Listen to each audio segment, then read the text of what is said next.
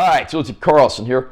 Back in the early 90s, there was a time where, despite his young age, Macaulay Culkin was pretty much the biggest star in the world. He was known for the original Home Alone film, and it wasn't long before filmmakers were putting him in all kinds of roles. But did you know he actually voiced the title character in an animated series in the early 90s as well? Today we're looking at a little-known gem from 1991 from the NBC Saturday morning cartoon lineup. This is WishKid, featuring the voice of Macaulay Culkin. I'm going to unbox this release and share my opinions. Yeah, Retro TV Toons is the name of the series. WishKid, the complete series. You got Nick McClary, the blonde boy, who's the character played by Macaulay Culkin, his dog Slobber, his best friend Daryl Singletary, and then you got his little sister Katie right there. Katie was voiced by Quinn Culkin, Macaulay Culkin's little sister.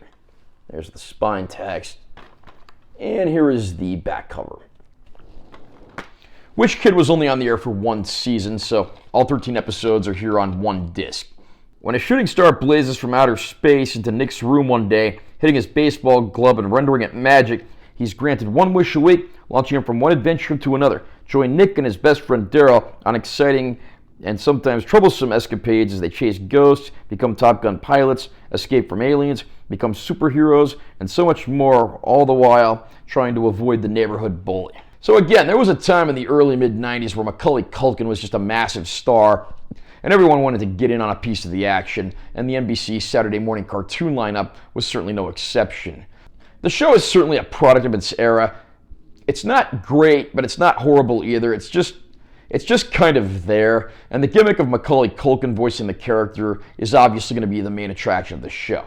He, of course, has a baseball glove that he can use to get one wish a week granted, and he takes full advantage of this only to often find himself having his wishes wear off at the most inopportune times. He lives with his mom and dad, who are a reporter and a real estate agent, respectively, his baby sister, and his best friend is Daryl Singletary, who's often in on the wishes and one of the only people, if not the only person besides Nick, that's aware of the secret.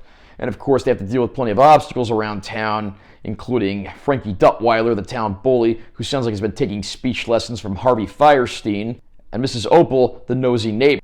So of course, Nick finds himself on all kinds of adventures depending on what wish he wants to make and how everything unfolds. Of course, everything seems to go swimmingly at first, but it's not long before things go horribly wrong and the wishes go awry. I mean, there's wishes that he makes, everything from being a Top Gun pilot, to a school principal, to his family winning the lottery, to making the school bully his friend.